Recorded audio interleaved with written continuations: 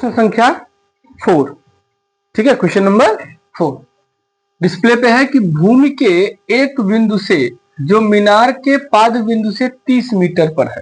पहली बात इसको बना लेते, कितना कह रहा है क्वेश्चन नंबर 4 को। ये जमीन है, भूमि है, यहां पर एक मीनार खड़ी है, ठीक है। इस मीनार का नाम रख दिया जाए ए और बी। ए को हम लोग क्या कहते हैं, शिखर कहते हैं या शीर्ष कहते हैं, और बी को क्या कहते हैं, पाद बिंदु। तो कह रहा है कि भूमि के एक बिंदु से जो मीनार के पाद से 30 मीटर की दूरी पे है।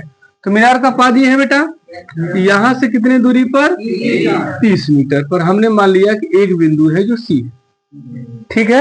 आगे क्या कह रहा है कि मीनार के शिखर का उन्नयन कोण 30 अंश। तो शिखर तो ये है बेटा, उन्नयन कोण क्या होता है, यहां से ये कितना डिग्री हो गया, 30 डिग्री। मीनार की ऊंचाई कितना आसान है। पहले हमें इस बात का ध्यान रखना है कि जो प्रश्न कह रहा है उस प्रश्न के हिसाब से हम लोगों को क्या बनाना है, डायग्राम बनाना है, चित्र बनाना है। अगर आप चित्र बना लिए और आपको टेन, साइन, कॉस इन सब की वैल्यू याद है तो आपका जो न्यूमेरिकल है वो बड़े आसानी से ज्ञात हो जाए, ठीक है।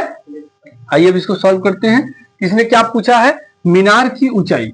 क्या पूछा डियर, तो यहां मान लीजिए कि माना मीनार की ऊंचाई बराबर h। हमने इसकी ऊंचाई h मान ली, यही तो मीनार है अपना, ठीक है।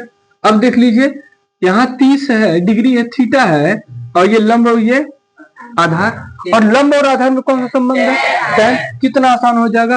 तो त्रिभुज ए बी सी में देखेंगे तो tan 30 अंश बराबर ए बी बटे tan 30 की वैल्यू 1/√3, ए बी की वैल्यू h, BC की value 30, cross multiplication √3 into H are equal to 30। तो एच आर इक्वल टू क्या मिल जाएगा, 30 बटे √3। इसका ऊपर नीचे गुणा कर दीजिए सिंप्लीफाई करने के लिए, तो क्या हो जाएगा 30 √3 बटे 3, तो ये कट जाएगा, क्या मिलेगा h इक्वल टू 10 √3 मीटर। अर्थात नीचे लिख सकते हैं क्या, मीनार की ऊंचाई बराबर 10 √3 मीटर। आंसर कितना आसान है।